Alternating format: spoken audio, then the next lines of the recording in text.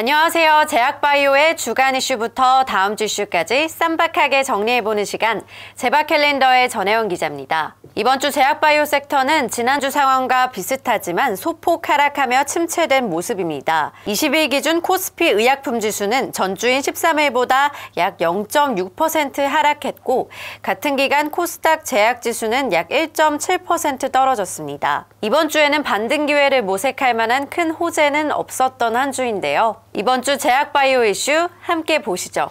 삼성바이오로직스는 바이오젠사의 에피스 지분 인수 1차 대금인 10억 달러 납부를 완료했다고 공시했습니다.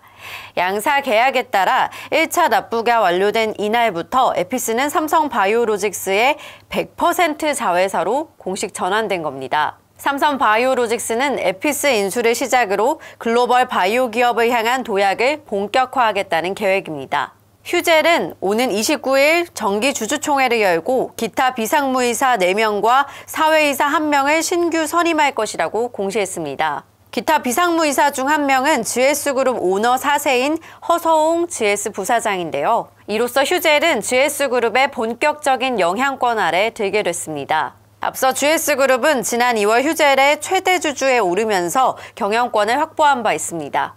GC셀은 미국 CDMO 기업 바이오센트릭 인수를 통해 위탁개발 생산 부문 확대에 나섰습니다. 지난해 11월 통합법인 GC셀을 출범한 지 5개월 만에 세계 최대 시장 공략에 속도를 내는 건데요. 회사는 이번 투자를 통해 체급을 빠르게 키우겠다며 추가적인 북미 시설 증설도 계획하고 있다고 밝혔습니다. 이현제약은 3천억을 투자해 증설한 충주 공장 준공식을 진행한 데 이어 국내 바이오업체 이노퓨틱스의 위탁 생산 공급 계약으로 첫 수주를 따냈다고 밝혔습니다. 플라스미드 DNA 기반 원료와 완제품을 생산해 이노퓨틱스에 공급할 계획입니다. 브릿지 바이오 테라퓨틱스는 지난 19일 공시를 통해 샤페론과 경구용 특발성 폐섬유증 신약 개발을 위한 후보물질 도입 계약을 체결했다고 공시했습니다. 브릿지 바이오는 샤페론에 선급금 20억 원을 지급하고 허가 단계와 상용화에 따라 총 300억 원 규모의 기술료를 지급하게 됩니다.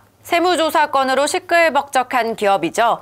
일동제약은 최근 글로벌 사업본부를 신설하고 이재준 부사장을 영입했습니다. 영진약품 대표이사를 맡기도 했던 이 부사장을 선임하면서 회사는 완제 및 원료의약품 수출은 물론 자체 신약 파이프라인에 대한 기술 수출에 본격적으로 박차를 가하겠다는 계획입니다.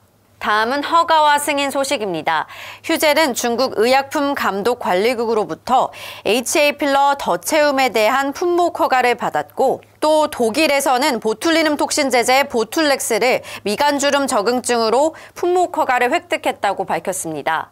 LG화학은 지난해 4월 트랜스테라 바이오사이언스에 중국 독점권을 기술 이전한 자가면역 질환 치료 후보물질의 아토피 적응증 확대를 위한 중국 임상 2상에 돌입합니다. LG화학은 파트너사의 적응증 확대에 따라 중국 임상 첫 환자 투약 시점에 마일스톤을 받게 됐습니다. 이뮤노포지가 개발하고 있는 근골격계 희귀질환 약물은 최근 미국 FDA로부터 임상 2회 이상 계획을 승인받았습니다. 회사는 앞서 2020년 FDA로부터 이 후보물질의 희귀의약품 지정을 받은 바 있는데요.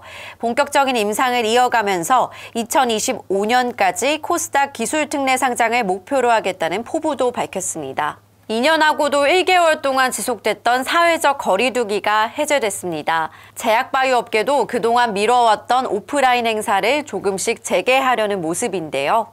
특히 영업과 마케팅 활동도 재개되면서 업계는 더욱 활기를 띠지 않을까 예상해봅니다. 이상 제박 캘린더였습니다. 감사합니다.